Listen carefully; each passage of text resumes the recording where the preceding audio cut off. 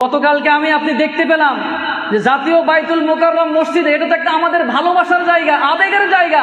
এই মসজিদের মধ্যে জোরপূর্বক নামাজ পড়ানোর জন্য এসেছে মানুষ, তার পিছনে নামাজ পড়ার জন্য মনে হয় লালায়িত অবস্থায় ছিল।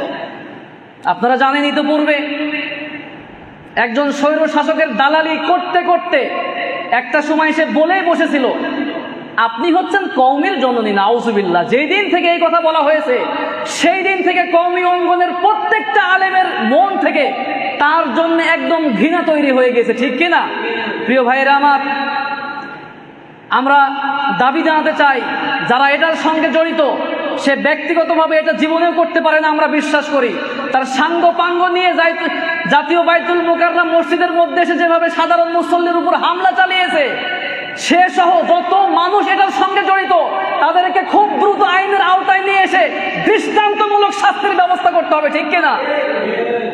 আজ আমরা কুরআনুল কারীমের এমন একটি সূরা নিয়ে কথা বলবো, যেই সূরা কুরআনুল কারীমের মধ্যে সবচাইতে দামি। কেউ কি বলতে পারবেন সূরাটির নাম? ফাতিহা। আর কেউ কি আছেন অন্য কোনো সূরা বলার জন্য? কেউ আছেন? আয়াতুল কুরসি। আর কেউ আছেন? একজন বলেছেন সূরা ফাতিহা, আর একজন আয়াতুল কুরসি, সূরা ইখলাস। তারপরে এনি অপশন? আর কোনো অপশন আছেন কেউ? যাই হোক, আসলে আমি আপনাদের জন্য আরো সহজ করে দেই। যেই সূরা না পড়লে নামাজ হয় না, কোন সূরা? সূরা ফাতিহা। সুবহানাল্লাহ। নবীজি সাল্লাল্লাহু আলাইহি ওয়াসাল্লাম বলেছেন, লা সালাতা লিমান লাম ইয়াকরা বিফাতিহাতিল কিতাব। সূরা ফাতিহা ছাড়া নামাজ হয়? নামাজ হয় না। নবীজি সাল্লাল্লাহু আলাইহি ওয়াসাল্লাম বলেছেন যে সূরা ফাতিহা আপনি পড়তেই হবে নামাজের ভিতরে। সূরা ফাতিহার দাম আল্লাহর কাছে অনেক বেশি। এটা হচ্ছে কুরআনুল কারীম শুরুই করা হয়েছে এই সূরা দিয়ে। এই সূরার দাম আল্লাহর কাছে অনেক বেশি। এই সূরা হচ্ছে সর্বপ্রথম পূর্ণাঙ্গ নাজিলকৃত সূরা। সুবহানাল্লাহ। এর আগে আল্লাহ রাব্বুল আলামিন আয়াত নাজিল করেছেন। সূরা আলাকের কিছু আয়াত, সূরা মুজাম্মিল, মুদ্দাসিরের কিছু আয়াত আল্লাহ পাক নাজিল করেছেন। কিন্তু সর্বপ্রথম আল্লাহ রাব্বুল আলামিন যেই সূরাটা সম্পূর্ণরূপে নাজিল করেছেন সেই সূরার নাম সূরাতুল ফাতিহা। এখন আমাদের জানার বিষয় হচ্ছে সূরাতুল ফাতিহার ফজিলত কি, আল্লাহ রাব্বুল আলামিন কেন নাজিল করলেন। সূরাতুল ফাতিহা আমরা প্রত্যেক নামাজে আমরা পড়ি। প্রত্যেকটা দিন আমরা ফরজ নামাজ পড়ি 17 রাকাত, 17 বার আমরা সূরাতুল ফাতিহা পড়ি। আর যদি সুন্নত পড়ে থাকি তাহলে সব সহ 32 রাকাত আমরা আদায় করে থাকি। তো 32 বার করে আপনি সূরাতুল ফাতিহা দিনে পড়তেছি। একজন ইবাদতকারী বান্দার বয়স যদি 50 বছর হয়ে যায় তাহলে সে কত শত কত লক্ষ বার পড়েছে, কোনো হিসাব আছে? আল্লাহ রাব্বুল আলামিনের খুব পছন্দের একটি সূরা। এই সূরার কয়েকটা ভাগ আছে, 3টি ভাগ করা হয়েছে এই সূরাকে। কয় ভাগ করা হয়েছে? 3 ভাগ করা হয়েছে। প্রথম ভাগে আল্লাহ রাব্বুল আলামিনের প্রশংসা করা হচ্ছে। প্রথম 3 আয়াতে আল্লাহ রাব্বুল আলামিনের প্রশংসা আমরা করতেছি। আর 4 নম্বর আয়াতে আমরা আমাদের পরিচয় দিচ্ছি, আমরা কারা, আল্লাহর সাথে আমার আপনার সম্পর্ক কি, এই পরিচয় আমরা দিয়ে দিচ্ছি। আবার সর্বশেষ যে 3টি আয়াত রয়েছে, এই 3 আয়াতে আমরা আমাদের যত দাবি দেওয়া আছে আল্লাহ রাব্বুল আলামিনের কাছে আমরা পেশ করতেছি। এই সূরাটি শুধুমাত্র আমরা যারা মুসলমান শুধু আমাদেরই মুখস্থ আছে বিষয়টা এমন না।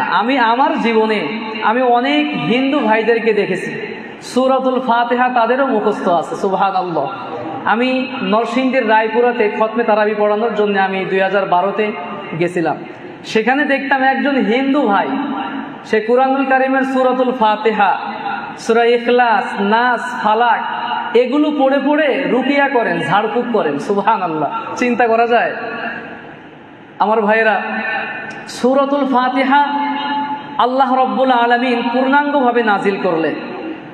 আর এই সূরাতুল ফাতিহার সবচাইতে বেশি নাম আল্লাহ রাব্বুল আলামিন দিয়ে দিলেন। কুরআনুল কারীমের মধ্যে এত নাম একটা সূরার আর নাই। সূরা ফাতিহার প্রায় 40টির বেশি নাম রয়েছে, সুবহানাল্লাহ। সূরাতুল ফাতিহার একটি নাম হচ্ছে ফাতিহাতুল কিতাব, কিতাবের প্রারম্ভিকা। কিতাবটা শুরুই হয়েছে, কোরআনটা শুরুই হয়েছে কোন সূরা দিয়ে? সূরা ফাতিহা দিয়ে। সূরাতুল ফাতিহার আরও একটি নাম হচ্ছে, এই সূরাকে বলা হয় সূরাতুর রুকিয়া, ঝাড়ফুঁকের সূরা। এই সূরার নাম আল্লাহ রাব্বুল আলামিন দিয়েছেন উম্মুল কুরআন, কুরআনের মা, কুরআনের জননী।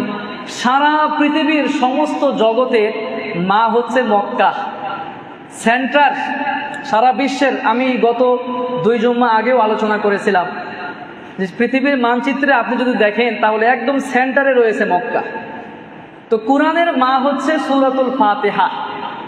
আবার এই কুরআনুল কারীমকে, কুরআনুল কারীমের সূরাতুল ফাতিহার নাম আল্লাহ রাব্বুল আলামিন দিয়েছেন সাবউল মাসানি, নিত্য পাঠ্য শব্দবাক্য, যেটা আমরা নিয়মিত প্রত্যেক দিন আমরা নামাজের মাধ্যমে পড়ে থাকি, সুবহানাল্লাহ।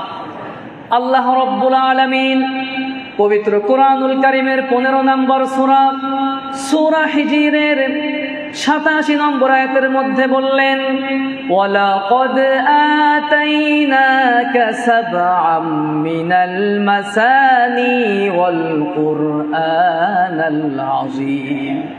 আল্লাহ রাব্বুল আলামিন বলতেছেন, নবী হে, আমি আপনাকে নিত্য পাঠ্য শব্দবাক্য এবং কুরআনুল কারীম আপনার জন্য আমি আল্লাহ নাজিল করে দিলাম, দিয়ে দিলাম, সুবহানাল্লাহ। এই কুরআনুল কারীমের সূরাতুল ফাতিহার আরও একটি নাম হচ্ছে সুআল, সূরাতুস সুআল, প্রার্থনার সূরা। আপনি কিভাবে আল্লাহর কাছে চাইবেন, আল্লাহর কাছে আপনি কিভাবে দোয়া করবেন, আল্লাহ রাব্বুল আলামিন সূরাতুল ফাতিহা নাজিল করে সেই পদ্ধতি আল্লাহ পাক শিখিয়ে দিয়েছেন, সুবহানাল্লাহ। আল্লাহ রাব্বুল আলামিন এই সূরাটির নাম দিয়েছেন যে এই সূরার নাম হচ্ছে সূরাতুশ শিফা, সুস্থতার সূরা। যে এই সূরা পড়ে যদি কোনো বান্দা কোনো অসুস্থ ব্যক্তিকে ঝাড়ফুঁক করে, ফু দেয়, ওই ব্যক্তি সুস্থ হয়ে যায়, সুবহানাল্লাহ। পৃথিবীতে অনেক মানুষ এমন আছে ফু দিলে মোমবাতির আগুনও নিভতে চায় না। আবার কিছু মানুষ এমন আছে পানির মধ্যে ফু দিলে আগুন ধরে যায়, সুবহানাল্লাহ। নবীজি সাল্লাল্লাহু আলাইহি ওয়াসাল্লামকে একজন সাহাবী এসে জিজ্ঞাসা করলেন, ইয়া রাসূলুল্লাহ, আমাদের যে কূপ রয়েছে, কুয়া রয়েছে, কুয়াতে পানি থাকে না, কুয়ার পানি শুকিয়ে যায়, আপনি যদি কিছু একটা করতেন। তখন নবীজি সেখানে গেলেন, তিনি সেখানে যাওয়ার পরে অজু করলেন, অজু করার পরে মুখে পানি নিলেন, পানি নিয়ে সেই পানিটা ওই কুয়ার মধ্যে তিনি ফেলে দিলেন, কুলি করলেন। কুলি করতে দেরি হয় কিন্তু ওই কুয়া থেকে পানি উঠতে দেরি হয় না, সুবহানাল্লাহ। একজন সাহাবী বিশ্বনবীকে প্রশ্ন করলেন, ও নবী, অনেক বছর যাবৎ আমাদের এলাকার একটা কুয়া রয়েছে, কুয়ার পানিটা হচ্ছে লবণাক্ত, এলাকার কোনো মানুষ আমরা ব্যবহার করতে পারি না। ও নবী, আপনি সেখানে চলেন, কি করলে ভালো হয় সেটা আপনি করেন। বিশ্ব নবী সেখানে গেলেন, অজু করলেন, অজু করার পরে তিনি মুখের মধ্যে পানি নিলেন, পানি নেওয়ার পরে তিনি সেই লবণাক্ত কূপের মধ্যে তিনি কুলি করলেন। বিশ্ব নবীর কুলি করতে দেরি হয়, 1000 বছর ধরে যেই কূপের পানি লবণাক্ত ছিল, মুহূর্তের মধ্যেই সেই লবণাক্ত পানিকে মিঠা পানিতে যিনি পরিণত করে দিলেন, তিনি কে? এই জন্যে আমার ভাইয়েরা, সূরাতুল ফাতিহার গুরুত্ব কম নাকি বেশি? সূরাতুল ফাতিহার গুরুত্ব অনেক বেশি। বিশ্ব নবী সাল্লাল্লাহু আলাইহি ওয়াসাল্লামের একজন সাহাবী, বুখারীর বর্ণনায় হাদিস এসেছে, সূরাতুল ফাতিহা হচ্ছে ঝাড়ফুঁকের সূরা, সূরাতুর রুকিয়া, ঝাড়ফুঁক করলে ভালো হয়ে যায়। বুখারীর বর্ণনায় হাদিস এসেছে, একদিন কয়েকজন সাহাবী মিলে একটি সফরে বের হলেন। সেই সফরের নেতা ছিলেন আবু সাঈদ খুদরি রাদিয়াল্লাহু আনহু। তিনি রাস্তা দিয়ে হেঁটে হেঁটে যাচ্ছিলেন, হঠাৎ করে তিনি দেখতে পেলেন অনেক মানুষ একটি জায়গার মধ্যে জমা হয়ে আছে। মাঝখানে তিনি গেলেন, যাওয়ার পরে তিনি লক্ষ্য করে দেখলেন একজন মানুষ অজ্ঞান অবস্থায় পড়ে রয়েছে, অসুস্থ হয়ে আছে। তিনি জিজ্ঞাসা করলেন, জানতে চাইলেন কি কারণে এমন হয়েছে। তখন সেই এলাকার মানুষেরা বলল, এই লোকটাকে সাপে কামড় দিয়েছে। আর এক বর্ণনার মধ্যে পাওয়া যায় এই লোকটাকে বিচ্ছু কামড়িয়েছে, এই জন্য লোকটি অজ্ঞান হয়ে রয়েছে। ইতপূর্বে আমরা বিভিন্ন চিকিৎসা করেছি, ভালো হয় না। তখন বিশ্বনবীর সাহাবী বললেন, আমরা হলাম মুসলমান, আমরা এমন একটা ঝাড়ফুঁক দিব মুহূর্তের মধ্যে ভালো হয়ে যাবে, সুবহানাল্লাহ। তখন তাকে বলা হলো, তুমি অবশ্যই আমাদের এই লিডারকে ঝাড়ফুঁক করে ভালো করো, বিনিময়ে যা চাও তোমাদেরকে সেটাই দেওয়া হবে। তখন আবু সাঈদ খুদরি রাদিয়াল্লাহু আনহু বললেন, ঝাড়ফুঁক করতে পারি, বিনিময়ে আমাদেরকে এক পাল ছাগল দেওয়া লাগবে। কি দেওয়া লাগবে? ছাগল দেওয়া লাগবে। বিশ্বনবীর সেই প্রখ্যাত সাহাবী সূরাতুল ফাতিহা তেলাওয়াত করলেন। সূরাতুল ফাতিহা তেলাওয়াত করে প্রথমে তিনি যখন ফু দিলেন, ওই ব্যক্তির চোখ বন্ধ ছিল, প্রথম ফুতে তার চোখটা খুলে গেল, আল্লাহু আকবার। এরপরে দ্বিতীয় ফু যখন দেওয়া হলো, দ্বিতীয় ফু দেওয়ার কারণে শোয়া ব্যক্তি তিনি উঠে বসলেন। তৃতীয় ফু তিনি যখন দিলেন, সাথে সাথে ওই বসা ব্যক্তি হাঁটতে শুরু করলেন, সুবহানাল্লাহ। এরপরে সেখান থেকে একটা বর্ণনার মধ্যে এসেছে 30টি ছাগল তিনি নিলেন, আরেক বর্ণনার মধ্যে এসেছে 100টা ছাগল তিনি নিলেন। নেওয়ার পরে একটা ছাগল তিনি জবেহ করলেন। জবেহ করার পরে সবাইকে নিয়ে খাইলেন। খাওয়ার পরে নবীজির কাছে আসলেন যে সব তো এখন খাওয়া যাবে না, দেখি আমরা যে কাজটা করলাম এটা কি আমাদের ফতোয়া ঠিক আছে কিনা। নবীজির কাছে গেলেন, যাওয়ার পরে রিচেক করতেছেন যে আসলে আমরা যে কাজটা করেছি সূরা ফাতিহা পড়ে ফু দিয়ে বিনিময় হিসেবে যে আমরা ছাগল নিলাম, ছাগলের পাল নিলাম, আসলে কি এটা আমাদের ঠিক আছে কিনা।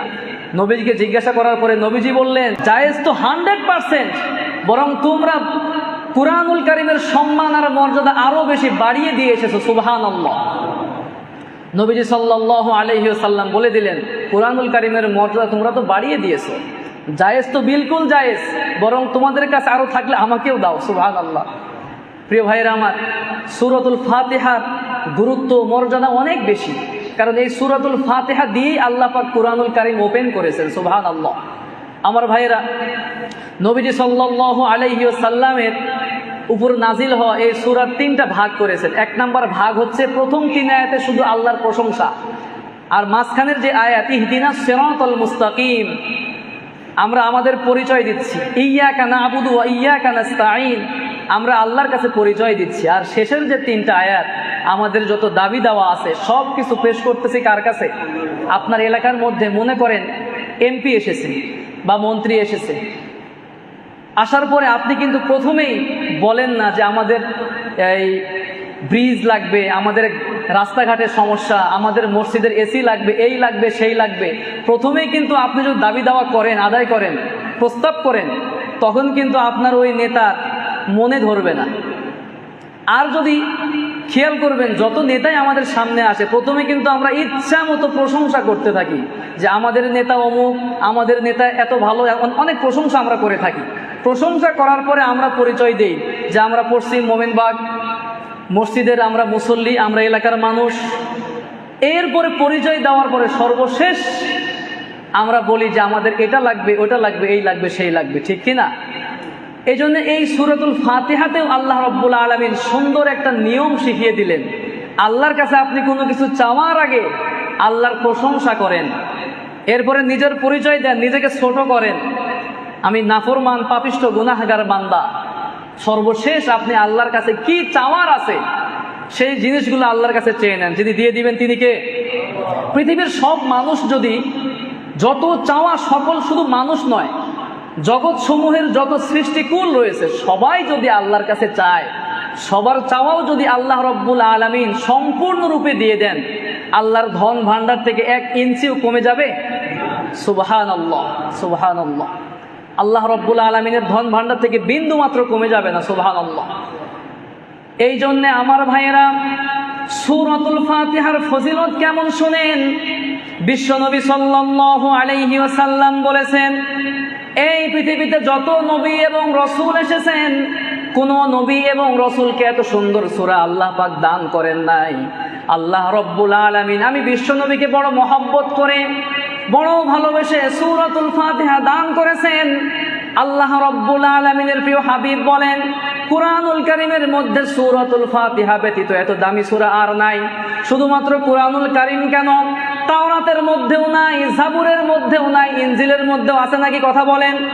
কোন জায়গায় সূরাতুল ফাতিহার মতো এত দামি সূরা নাই। আল্লাহ রাব্বুল আলামিনের প্রিয় হাবিব বললেন, সূরাতুল ফাতিহা এত সুন্দর একটা সূরা, এই সূরার মাধ্যমে আল্লাহ রাব্বুল আলামিনের সঙ্গে সরাসরি কথা বলা যায়। আমার ভাইয়েরা এখন প্রশ্ন করবেন, সূরাতুল ফাতিহা দিয়ে আল্লাহর সঙ্গে কিভাবে কথা বলা যায়? আপনি যখন নামাজে দাঁড়ান, নামাজে দাঁড়ানোর পরে আপনি যখন পড়েন আলহামদুলিল্লাহি রাব্বিল আলামিন, আপনি যখন বলেন সকল প্রশংসা একমাত্র আল্লাহর জন্যে যিনি জগৎ সমূহের প্রতিপালক, এই কথা যখন বলেন আল্লাহ রাব্বুল আলামিন উত্তর দেন। আল্লাহ রাব্বুল আলামিন বলতে থাকেন, হামিদানি আবদি, আমার বান্দা নামাজে দাঁড়িয়ে আমি আল্লাহ রাব্বুল আলামিনের প্রশংসা করলো।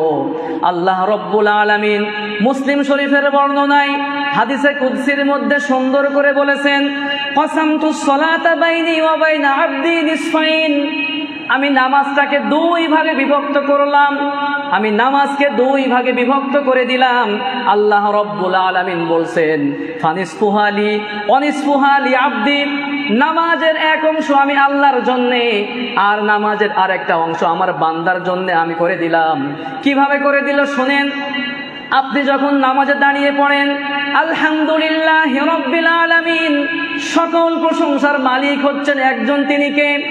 আপনি যখন এই কথাটা বললেন, সমস্ত জগতের একমাত্র মালিক হচ্ছেন আল্লাহ, সকল প্রশংসা একমাত্র আল্লাহর জন্যে, তখন আল্লাহ রাব্বুল আলামিন চুপ থাকতে পারেন না। আল্লাহ রাব্বুল আলামিন আপনার প্রতি খুশি হয়ে সাথে সাথে আপনার সঙ্গে কথা বলা শুরু করে দেন। আল্লাহ রাব্বুল আলামিন বলেন, হামিদানি আবদি, আমার এই বান্দা নামাজে দাঁড়িয়ে আমার প্রশংসা করলো। এরপরে আপনি যখন বলেন আর রহমানির রহিম, রহমান যিনি তিনি হচ্ছেন আল্লাহ, রহিম যিনি তিনি হচ্ছেন আল্লাহ, তিনি হচ্ছেন রহমান, তিনি হলেন রহিম, পরম দয়ালু এবং পরম করুণাময়। যখন আপনি এই কথা বললেন, নামাজে দাঁড়িয়ে যখন আপনি এই কথা বললেন, তখন সাথে সাথে আল্লাহ রাব্বুল আলামিন বলতেছেন, আসনা আলাইয়া আবদি, আমার বান্দা আমার গুণ কীর্তন করতেছে, নামাজে দাঁড়িয়ে পড়েন সুবহানাল্লাহ। এরপরে আপনি যখন বললেন মালিক ইয়াউমিদ্দিন, বিচার দিবসের মালিককে, হিসাবের মালিককে, প্রতিদানের দিবসের মালিক হচ্ছেন একমাত্র আল্লাহ, যখন আপনি এই কথাটা বললেন, আল্লাহ রাব্বুল আলামিন সাথে সাথে আপনার জবাবে বললেন, মাজ্জাদানি আবদি, আমার বান্দা নামাজে দাঁড়িয়ে আমার শ্রেষ্ঠত্বের বর্ণনা করলো, পড়েন সুবহানাল্লাহ। আল্লাহ রাব্বুল আলামিন আপনার প্রশ্নের জবাব দিচ্ছেন, আপনার সঙ্গে কথা বলছেন। আপনি যখন বললেন ইয়্যাকা না'বুদু ওয়া ইয়্যাকা নাস্তাঈন, ওগো অবগো মালিক, একমাত্র আপনার ইবাদত করি, আমরা সবাই ইবাদত করি কার? ওয়া ইয়্যাকা নাস্তাঈন, একমাত্র সাহায্য চাই কার কাছে? এই কথা যখন আপনি বললেন, সাথে সাথে রব্বুল আলামিন বললেন, হাযা বাইনি ওয়া বাইনা আবদি, এটা হচ্ছে আমার আর আমার বান্দার সাথে সম্পর্কের কথা। বান্দা আমার ইবাদত করবে, আমি হলাম আল্লাহ, আমার আর বান্দার সঙ্গে সম্পর্ক।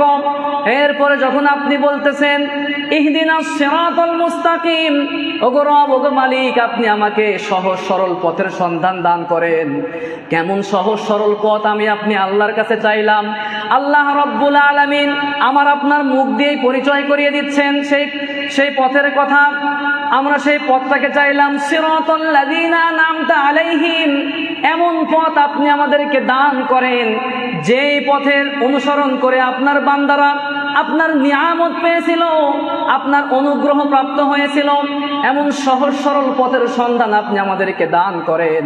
এরপরে আমি আপনি বলি গায়রিল মাগদুবি আলাইহিম ওয়ালাদ-দাল্লিন, ওগো রব, এমন পথ আপনি আমাদেরকে দান করেন না যেই পথের অনুসরণ করলে আপনার গজব এবং ক্রোধের মধ্যে আমরা পড়ে যাব, এরকম পথ আপনি আমাদেরকে দান করেন না।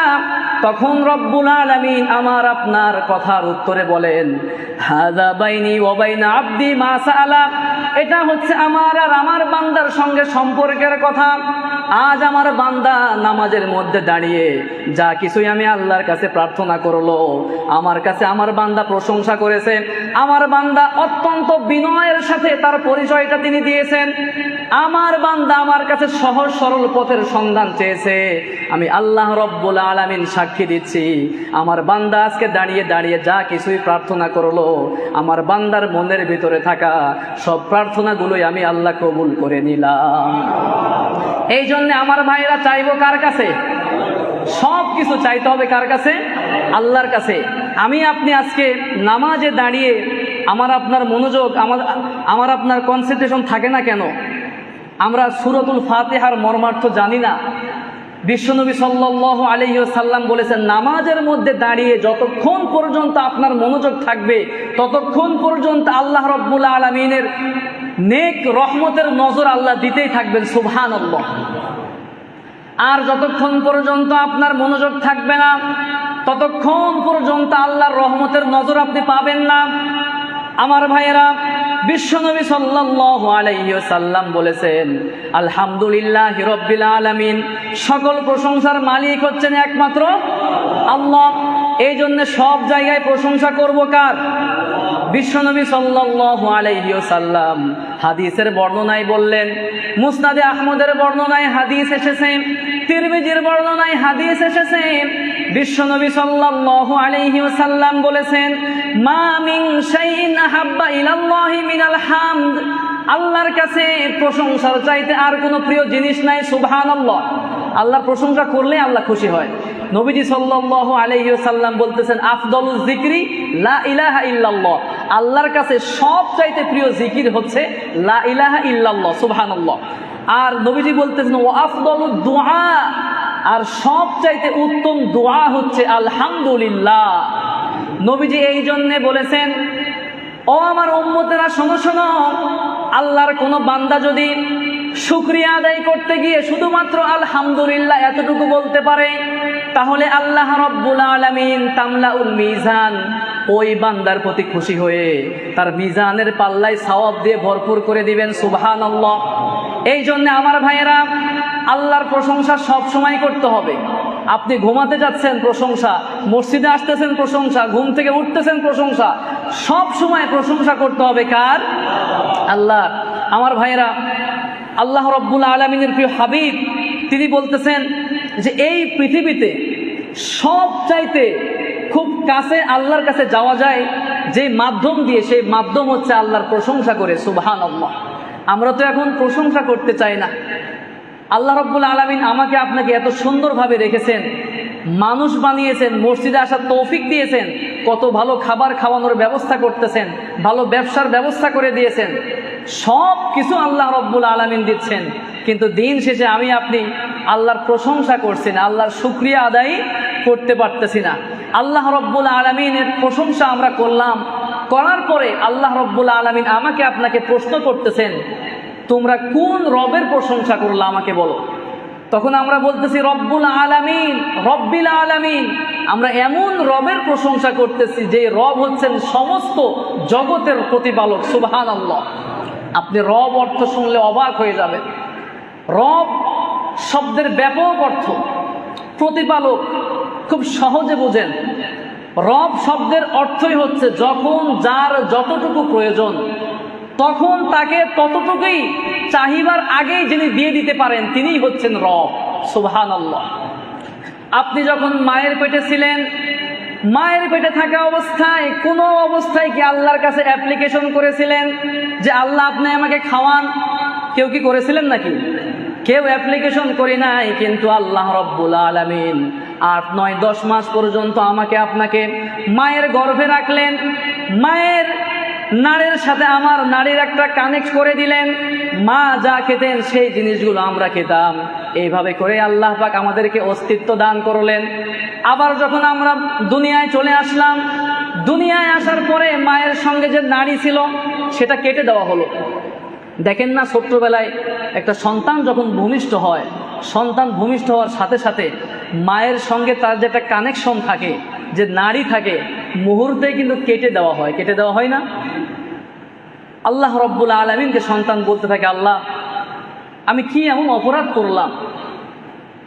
দুনিয়ার মানুষ এত খারাপ কেন? তার সঙ্গে আমার কোনো গন্ডগোল নাই, কোনো ঝগড়া নাই, কিচ্ছু নাই। দুনিয়াতে আসার সাথে সাথে আমার নাড়ি কেটে দিল, আমি এখন খাবো কি? কিভাবে আমি বাঁচবো? তখন আল্লাহ রব্বুল আলামিন বলতে থাকেন, আমার বান্দা তুমি টেনশন করো না, এতদিন পর্যন্ত তুমি খাবারের জন্য একটা নাড়ি, একটা লাইনের আমি আল্লাহ ব্যবস্থা করেছিলাম, আর আজকে দুনিয়ার মানুষ তোমার নাড়ি একটা কেটে দিয়েছে, তো কি হয়েছে? তোমার মায়ের বুকের ভিতরে 2টা লাইন আমি আল্লাহ করে দিলাম। সুবহানাল্লাহ।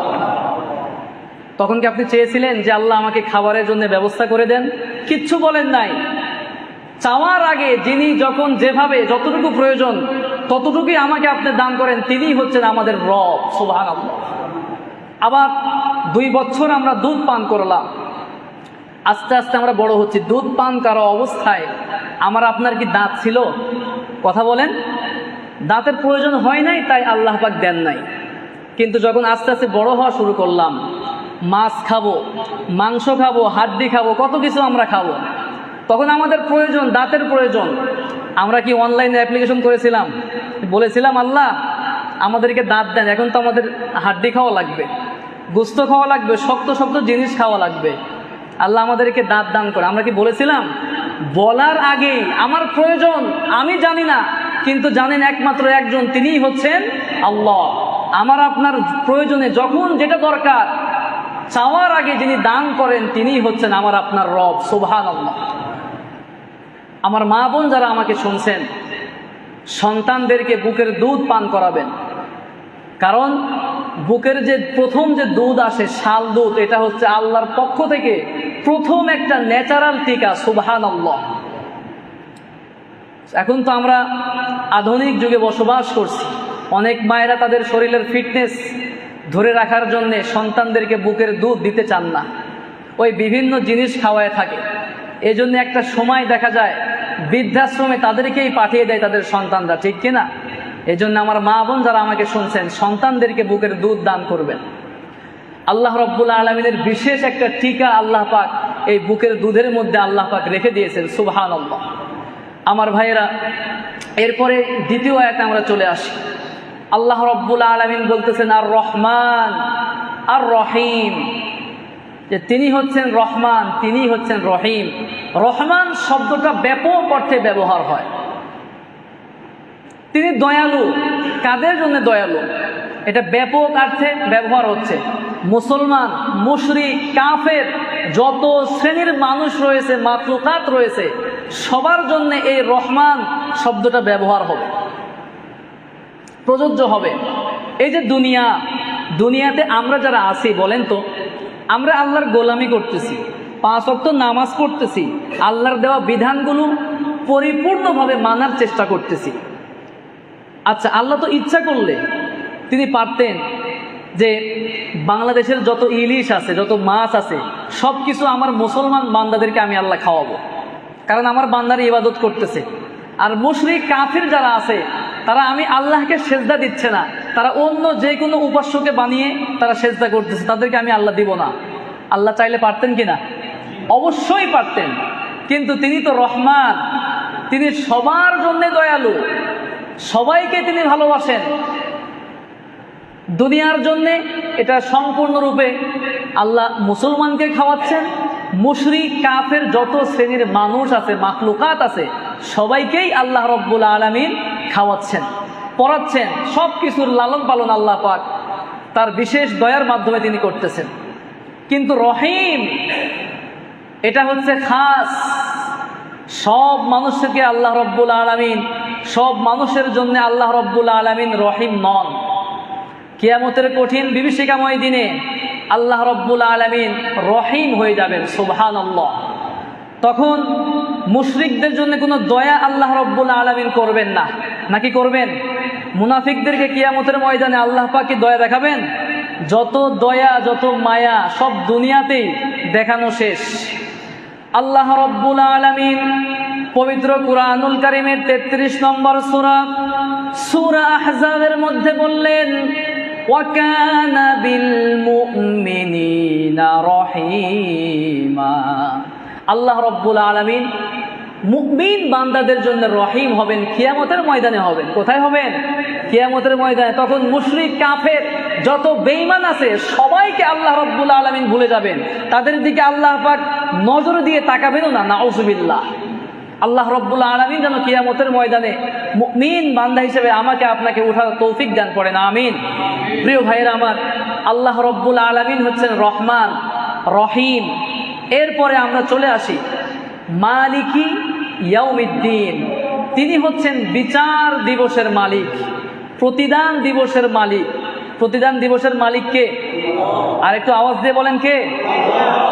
যেই দিন পৃথিবীর কোনো পীর মুরিদি চলবে না, মা বাবার সম্পর্ক চলবে না, সন্তান তার মা বাপকে ভুলে যাবে, বাপ তার সন্তানকে ভুলে যাবে, এইভাবে করে সবাই সবাইকে ভুলে যাবে, কেউ কারোর পরিচয় দিবে না। এমনকি অন্যান্য নবীগণও সারাক্ষণ শুধু ইয়া নাফসি ইয়া নাফসি ইয়া নাফসি জপতে থাকবে। সব কিছু শেষ হয়ে যাবে।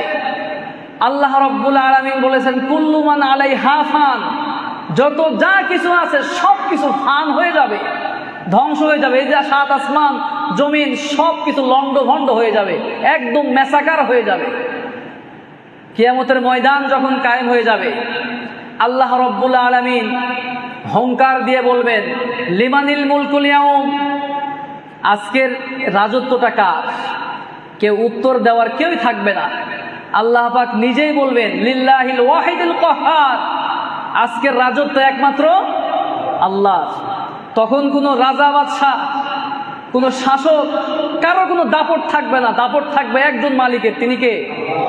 আমার ভাইয়েরা, সেই দিন যেন আল্লাহর রহমত থেকে আমরা বঞ্চিত হয়ে না যায়। আল্লাহ পাক যেন আমার আপনার উপর সম্পূর্ণ রহমতের নজরে তাকান, পড়েন আমিন। আমার ভাইয়েরা, রব তিনি হচ্ছেন প্রতিপালক, তিনি আমার আপনার সব কিছুর প্রতিপালক। কিয়ামতের ময়দানে আল্লাহ রাব্বুল আলামিনের যদি একটা নজর আমার আপনার প্রতি পড়ে যায়, আমরা নাজাত পেয়ে আমরা জান্নাতি হয়ে যাব। সুবহানাল্লাহ। আল্লাহ রাব্বুল আলামিন বলতেছেন বান্দা এতক্ষণ তো আমার প্রশংসা করলা, এখন তুমি কে? আমার যে প্রশংসা করতেছো তুমি কে? তোমার পরিচয়টা দাও। তখন আমরা বললাম ইয়্যাকা না'বুদু ওয়া ইয়্যাকা নাস্তাঈন। ওগো আল্লাহ, আমরা তো একমাত্র তোমার গোলাম, তোমার গোলামি করি, তোমার ইবাদত করি। ওয়া ইয়্যাকা নাস্তাঈন। আর যখন যা কিছু চাওয়ার প্রয়োজন পড়ে সব কিছু আপনার কাছেই চাই। নাস্তাঈন, সাহায্য প্রার্থনা করি আপনার কাছেই। এখন তো আমরা ইসলামকে মসজিদ আর মাদ্রাসার মধ্যে ঢুকিয়ে দিয়েছি। আমরা ইসলাম মানে মনে করি শুধু 5 ওয়াক্ত নামাজ পড়ব, রমজান মাসের রোজা রাখবো, হজের সময় আসলে সামর্থ্য থাকলে হজ করব। আমরা এগুলোর মধ্যে ইসলাম সীমাবদ্ধ করে রেখে দিয়েছি। কিন্তু ইবাদত ইয়্যাকা না'বুদু, একমাত্র তোমারও ইবাদত করি। এই যে আপনি নামাজে দাঁড়িয়ে বললেন, মসজিদ থেকে বের হয়ে গিয়ে আপনি সুদ খাচ্ছেন, মসজিদ থেকে বের হয়ে আপনি খারাপ কাজে লিপ্ত হচ্ছেন, মসজিদ থেকে বের হয়ে জিনা ব্যভিচারের মতো আপনি জঘন্য পাপাচারে লিপ্ত হচ্ছেন, তাহলে কিভাবে আল্লাহর ইবাদত করলেন? আল্লাহ রাব্বুল আলামিনের কাছে আপনি যে বললেন ইয়্যাকা না'বুদ, আল্লাহ তোমার ইবাদত করতেছি, তোমার ইবাদত করি আমি, কেবলমাত্র তোমারও ইবাদত করি আমি।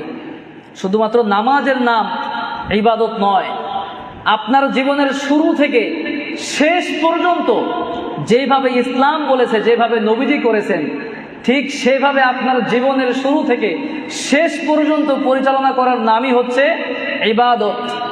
এক শ্রেণীর মানুষ আছে, খুব মনোযোগ দিয়ে এই পয়েন্টটা বুঝেন। এক শ্রেণীর মানুষ আছে, তারা ইসলামের রাজনীতি নামে কোনো রাজনীতি পছন্দই করে না। বলে এই খবরদার, মাঝে মধ্যে আমরা বিভিন্ন মাহফিলে গেলেও বলে যে হুজুর, আস্তে আস্তে কানে কানে বলে, হুজুর রাজনীতির কোনো কথা বলেন না, খালি পরকালের কথা, পরকালের কথা। একটা জায়গায় আমি গেলাম, কবরের ওয়াজ শুরু করছি। কবরের ওয়াজ শুরু করতে যে মার রব্বুক এই ব্যাপারে ব্যাখ্যা দিতে গিয়েছি, তখন দেখা যাচ্ছে রাজনীতির আলোচনা। হুজুর কি ব্যাপার, আপনি রাজনীতির আলোচনা করতেছেন? আমি আরে ভাই, আমি তো কবরের আলোচনা করতেছি। আপনি যেখানেই যান, ইসলামের আলোচনা যেখানেই হোক, ইসলামিক রাজনীতি থাকবেই, কোনো সন্দেহ। যারা বলে এই সমস্ত কথা তাদের ঈমানই নাই, পরিষ্কার কথা, তাদের ঈমান নাই। কিভাবে? নবীজি সাল্লাল্লাহু আলাইহি ওয়াসাল্লাম 10টা বছর তিনি রাজনীতি করেছেন, মদিনার রাষ্ট্র কায়েম করেছেন। কেউ যদি এটাকে অস্বীকার করে তার ঈমান থাকবে? কথা বলেন আমার ভাইয়েরা। ইবাদত সব ক্ষেত্রে আমাকে আপনাকে করতে হবে। নামাজ যেমন ইবাদত, ইসলামিক রাজনীতি কায়েম করে কোরআনের আইন আল্লাহর জমিনে বাস্তবায়ন করা, এটাও হচ্ছে ইবাদত, ঠিক কিনা? যদি এমনটা না হতো তাহলে তো আমার আপনার নবীজি এমনটা করতেন না। এত যুদ্ধ, এত বিগ্রহ, এত সংগ্রাম, কোনো কিছু থাকতো? কথা বলেন। কিন্তু উচিত কথা বলতে গেলেই সমস্যা। আরে ভাই, বড় আফসোস লাগে, বড় আফসোস লাগে। নবীজি সাল্লাল্লাহু আলাইহি ওয়াসাল্লাম বলেছেন, শেষ জামানায় ইয়াতি আলান নাসি জামান, নবীজি বলেছেন শেষ জামানার মানুষদের উপর এমন একটা সময় চলে আসবে যখন মানুষেরা এই মসজিদের মধ্যে আসবে ঠিকই, ঈমান থাকবে না। মসজিদটাকে অনেক সুন্দর, অনেক গর্জিয়াস করে তৈরি করা হবে, কিন্তু মসজিদের ভিতরে থাকা মানুষদের মধ্যে কোনো হেদায়েত থাকবে না। নবীজি সাল্লাল্লাহু আলাইহি ওয়াসাল্লাম কিয়ামতের আলামত বর্ণনা করতে গিয়ে বললেন, শেষ জামানায় মসজিদের মধ্যে কোলাহল তৈরি হয়ে যাবে, হট্টগোল তৈরি হয়ে যাবে। নবীজি সাল্লাল্লাহু আলাইহি ওয়াসাল্লাম অথচ অন্য হাদিসের মধ্যে নিষেধ করেছেন, মসজিদের মধ্যে এসে ইসলামের বিরুদ্ধে কোনো হট্টগোল চলবে না, কোনো উচ্চ সুরে কথা বলাও চলবে না। যত আপনি উচ্চ সুরে পারেন কোরআনের পক্ষে কথা বলেন, সোয়াব আছে নাকি নাই? কিন্তু বড় আফসোস লাগে, বড় দুঃখজনক হলে সত্য, ইতিহাসে আমরা জীবনে শুনি নাই, পড়ি নাই, জীবনে দেখিও নাই। গতকালকে আমাদের জাতীয় বাইতুল মোকাররম মসজিদে যা হয়ে গেল, এরকম জীবনে আপনারা শুনেছেন? কথা বলেন। আল্লাহর গজব আমার আপনার উপরে আসবে না তো কার উপরে আসবে? আমরা সত্যকে সত্য বলতে শিখি নাই, সাদাকে সাদা বলতে শিখি নাই, কালোকে কালো বলতে শিখি নাই। আমরা শুধু শিখেছি চাটুকারিতা আর তোষামত করতে, ঠিক কিনা? তার নাম নিতে তো আমার ব্যক্তিত্বে বাড়তেছে। নবীজি সাল্লাল্লাহু আলাইহি ওয়াসাল্লাম বলেছেন, শেষ জামানায় আসমানের নিচে জমিনের উপরে সর্বনিকৃষ্ট এক শ্রেণীর আলেম থাকবে। এদের কামই হচ্ছে ফিতনা ছড়িয়ে দেওয়া, আবার ওই ফিতনাটা অটোমেটিক্যালি তার দিকে ফিরিয়ে আসবে। নবীজি সাল্লাল্লাহু আলাইহি ওয়াসাল্লাম বলেছেন এই কথা, এটা আমার কথা নয়। তো গতকালকে আপনি দেখতে পেলাম যে জাতীয় বাইতুল মোকাররম মসজিদ, এটা তো একটা আমাদের ভালোবাসার জায়গা, আবেগের জায়গা। এই মসজিদের মধ্যে জোরপূর্বক নামাজ পড়ানোর জন্য এসেছে মানুষ, তার পিছনে নামাজ পড়ার জন্য মনে হয় লালায়িত অবস্থায় ছিল। আপনারা জানেন ইতিপূর্বে একজন স্বৈর শাসকের দালালি করতে করতে একটা সময় সে বলেই বসেছিল, আপনি হচ্ছেন কওমের জননী, নাউজুবিল্লাহ। যেই দিন থেকে এই কথা বলা হয়েছে সেই দিন থেকে কওমি অঙ্গনের প্রত্যেকটা আলেমের মন থেকে তার জন্য একদম ঘৃণা তৈরি হয়ে গেছে, ঠিক কিনা? প্রিয় ভাইয়েরা আমার, আমরা দাবি জানাতে চাই, যারা এটার সঙ্গে জড়িত সে ব্যক্তিগতভাবে এটা জীবনেও করতে পারে না, আমরা বিশ্বাস করি। তার সাঙ্গ পাঙ্গ নিয়ে জাতীয় বাইতুল মোকাররম মসজিদের মধ্যে এসে যেভাবে সাধারণ মুসল্লির উপর হামলা চালিয়েছে, সে সহ যত মানুষ এটার সঙ্গে জড়িত তাদেরকে খুব দ্রুত আইনের আওতায় নিয়ে এসে দৃষ্টান্তমূলক শাস্তির ব্যবস্থা করতে হবে, ঠিক কিনা? কারণ এটা হচ্ছে আমাদের আবেগ, ইবাদতের জায়গা। এখানে জোর করে কোনো কিছু চলে না। এখানে একমাত্র গোলামি করতে আসবো কার জন্যে? আল্লাহর জন্য। প্রিয় ভাইয়েরা আমার, এ জাতির সকল মানুষদেরকে সঠিক বুঝ দান করুক, পড়ে না আমিন। আল্লাহ রব্বুল আলামিন বলতেছেন, বান্দা তোমার পরিচয় কি, আমাকে পরিচয় দাও। আমরা বললাম ইয়্যাকা না'বুদু, আমরা অবশ্যই আপনার ইবাদত করি, সব সময় সব জায়গায়, শুধু মসজিদে নয়। আপনার জন্ম থেকে মৃত্যু পর্যন্ত সব ক্ষেত্রে ইবাদত করতে হবে কার? ওয়া ইয়্যাকা নাস্তাঈন, চাইবো কার কাছে? সাহায্য প্রার্থনা করব কার কাছে? আহারে, বড় আফসোস লাগে, অনেক মানুষ ইসলামকে প্র্যাকটিস না করার কারণে বিভিন্ন বাবাদের কাছে গিয়ে চায়। আল্লাহ এদেরকে সঠিক বুঝ দান করুক, পড়ে না আমিন। আপনারা ইতিমধ্যে অনেক ভিডিও দেখেছেন মাজার ভাঙ্গা, এই সব কিছু নিয়ে আমি এই ব্যাপারে কথা বলতে চাচ্ছি না। মানুষ কতটা নির্বোধ হলে এই সমস্ত কাজগুলো করে। আল্লাহ যেখানে নিজে বলতেছেন, বান্দা কোনো ভায়া লাগবে না, কোনো মাধ্যম লাগবে না, বান্দা তোর যখন যেটা চাওয়ার প্রয়োজন হয় আমি আল্লাহর কাছে সরাসরি চা। সুবহানাল্লাহ। আল্লাহ বলতেছেন, উদউনি আস্তাজিব লাকুম, বান্দা আমার কাছে তুমি যখন যেভাবে চাও আমি আল্লাহ সাথে সাথে তখন তোমাকে সেইভাবে জবাব দিয়ে দিব। সুবহানাল্লাহ। আমার ভাইয়েরা, এই জন্য আমরা চাইবো কার কাছে? তাহলে আমরা শিখলাম 1 নাম্বার, প্রথম যে 3টি আয়াত প্রশংসা করলাম কার? আর 4 নাম্বার আয়াত আমরা আমাদের পরিচয় তুলে ধরলাম অত্যন্ত বিনয়ের সাথে। আমরা বললাম আল্লাহ তোমার গোলাম, আমরা একমাত্র তোমার ইবাদত করি এবং যত যা কিছু আমার আপনার চাওয়ার প্রয়োজন পড়ে সব কিছু চাইবো কার কাছে? আল্লাহ রাব্বুল আলামিন এবার বললেন, বান্দা বুঝলাম, আমার প্রশংসা করলে, তোমার পরিচয় তুমি আমার সামনে তুলে ধরলে, তোমার কোনো দাবি দাওয়া আছে নাকি? আমি আল্লাহর কাছে কোনো কিছু চাইবে নাকি? আমি আল্লাহর কাছে তুমি চাইতে পারো। তখন আমরা বললাম, রব্বুল আলামিন ইহদিনাস সিরাতাল মুস্তাকিম, ওগো মালিক, ওগো রব, আমাদের 1 নাম্বার চাওয়া হলো ইহদিনা, আপনি আমাদেরকে পথ দেখান, আস-সিরাতাল মুস্তাকিম, আপনি আমাদেরকে সহজ সরল পথের সন্ধান দান করেন। তার কারণ দুনিয়ার জমিনে অনেক বাঁকা পথ রয়েছে, কথা বলেন আছে নাকি নাই? অনেক বাঁকা পথ রয়েছে। আল্লাহ রাব্বুল আলামিন কোরআনের মধ্যে বললেন, ওয়া আলাল্লাহি কসদুস সাবিলি ওয়া মিনহাজাইর। আল্লাহ রাব্বুল আলামিন বললেন দুনিয়ার জমিনে অনেক বাঁকা পথ রয়েছে, যেই পথে গেলে তুমি জাহান্নামী হয়ে যাবে, যেই পথে গেলে তুমি জান্নাত পাবে না। শুধুমাত্র একটি পথ তুমি যদি অনুসরণ করতে পারো তাহলে তোমার জন্য আমি আল্লাহ রাব্বুল আলামিন জান্নাত দিয়ে দিব।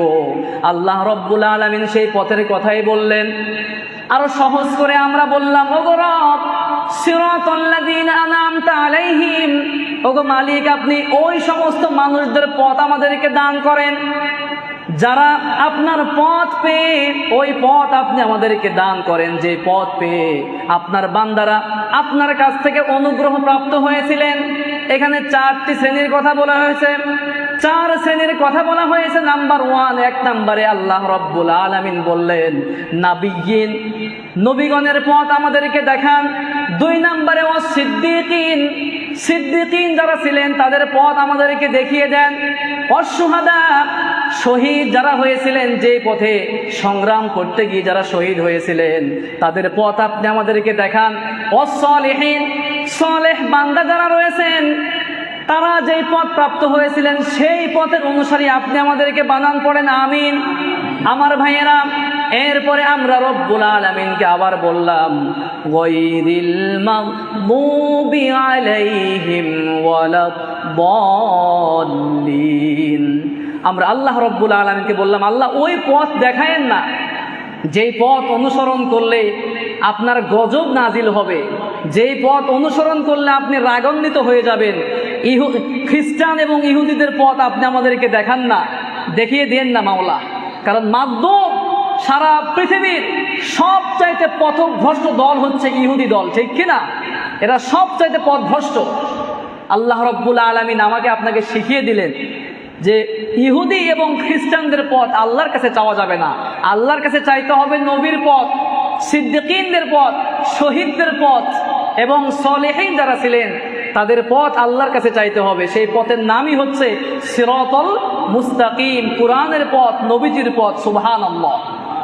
আমার ভাইয়েরা, আল্লাহ রাব্বুল আলামিনের প্রিয় হাবিব আমাকে আপনাকে শিখিয়ে দিলেন 3টি ভাগে বিভক্ত করে। নাম্বার 1, 1 নাম্বার হচ্ছে আল্লাহর প্রশংসা করতে হবে। কি করতে হবে? আল্লাহর প্রশংসা করতে হবে। আর 2 নম্বরে আমাদের নিজেদের পরিচয় আমরা অত্যন্ত বিনয়ের সাথে তুলে ধরবো কার কাছে? আর নাম্বার 3 নম্বরে আমরা আল্লাহর কাছে সহজ সরল পথের সন্ধান চাইব, ঠিক কিনা? আমার ভাইয়েরা, অনেক মানুষ আল্লাহর নিয়ামত বুঝতে পারে না। আল্লাহ রাব্বুল আলামিন যে আমার আপনার জন্য সব কিছু নিয়ামত হিসেবে দিয়ে রেখেছেন, অনেক মানুষই বুঝতে পারে না। দেখেন, লাউ গাছ, কদুর গাছ একদম চিকন হয়, চিকন হয় না? কিন্তু ফলগুলো অনেক বড়, সাইজের অনেক বড়, তাই না? আবার বট গাছ কিরকম, চিকন নাকি মোটা? বট গাছের ফল কতটুক? একদম ছোট। ছোটবেলায় গল্প শুনতাম যে এক ব্যক্তি আল্লাহ রাব্বুল আলামিনের দেয়া নিয়ামতকে অস্বীকার করে, বুঝতে পারে না। সে মাঝে মধ্যেই বলে বেড়ায়, লাউ গাছ, কুমড়া গাছ এত চিকন হওয়া সত্ত্বেও আল্লাহ এটা কোনো কাম করলো, এত বড় বড় ফল দেয়। আর বট গাছ এইরকম মোটা হওয়া সত্ত্বেও আল্লাহ একদম ছোট্ট আকারে একটা ফল দিয়ে থাকে। এটা কিছু হলো? তো যাই হোক, কোনো একটা দিন সে বট গাছের নিচে গিয়ে শুয়ে আছে, ঘুমিয়ে গেছে। ওই উপর থেকে বট গাছের ছোট্ট একটা ফল তার নাক বরাবর পড়ছে, লাফ দিয়ে উঠছে, অনেক ব্যথা। তখন সে চিন্তা করতেছে, হ্যাঁ, আল্লাহ রব্বুল আলামিন যা কিছু করেন সব কিছু ভালোর জন্যই তো করেন। কারণ লাউ গাছের নিচে কেউ বিশ্রাম নেওয়ার জন্য বসে, বট গাছের নিচে কিন্তু মানুষ বিশ্রাম নেওয়ার জন্য বসে। চিন্তা করলেন, হায় হায়, এখন এত বড় গাছে আল্লাহ রব্বুল আলামিন যদি বড় সাইজের ফল দান করতেন, আজকে যদি আমি শুয়ে থাকতাম আমি নিশ্চিত শেষ হয়ে যেতাম। কথা বলেন না কেন?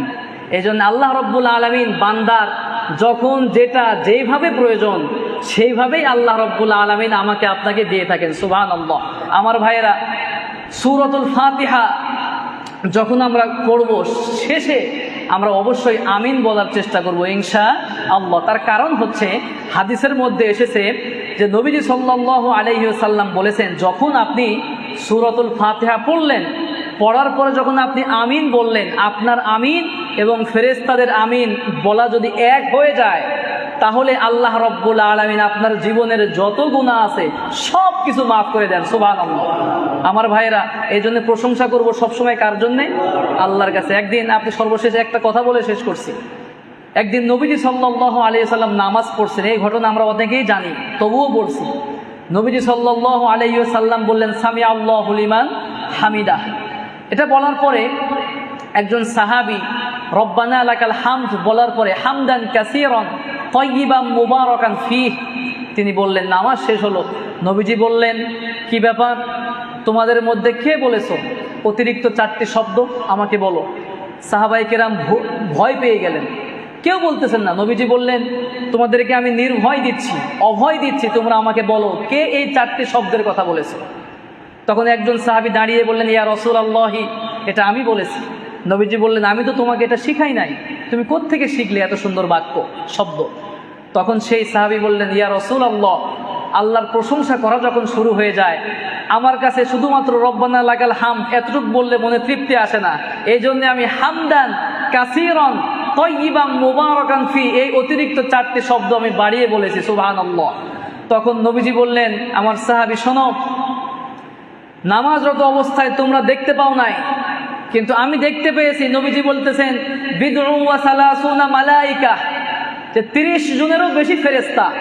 তুমি যে হামদান কাসীরান তাইয়িবান মুবারাকান ফি বললা, এই 4টি বাক্যের 4টি শব্দের এত পরিমাণ সওয়াব হয়েছে যে এই সওয়াবগুলো 30 জনেরও বেশি ফেরেশতা প্রতিযোগিতা করতেছে আসমানে, যে কে কার আগে আল্লাহর কাছে পৌঁছাতে পারে। সুবহানাল্লাহ।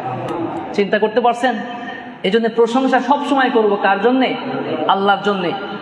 আর যদি আমরা প্রশংসা করতে পারি, নিজেকে বিনয়ের সাথে আল্লাহর কাছে নিজেকে প্রেজেন্ট করতে পারি, আমাদের দাবি দাওয়া যত যা কিছু আছে আল্লাহর কাছে আমরা চাইতে পারি, যিনি আমাকে আপনাকে সব কিছু দিয়ে আমাদের আপনাদের সব মনের আশাগুলোকে পরিপূর্ণ করে দিবেন, তিনি হচ্ছেন আল্লাহ। আল্লাহ রব্বুল আলামিন আমাদের সকলকে সূরাতুল ফাতিহার মর্ম বুঝে এই অনুযায়ী আমল করার তৌফিক দান করুন। পড়েন আমিন। ওয়া আখিরু দাওয়ানা আনিল হামদুলিল্লাহি রাব্বিল আলামিন। সম্মানিত উপস্থিতি, আসলে আজকে সূরাতুল ফাতিহার শুরু থেকে শেষ পর্যন্ত সংক্ষিপ্ত তাফসীর আমরা করলাম।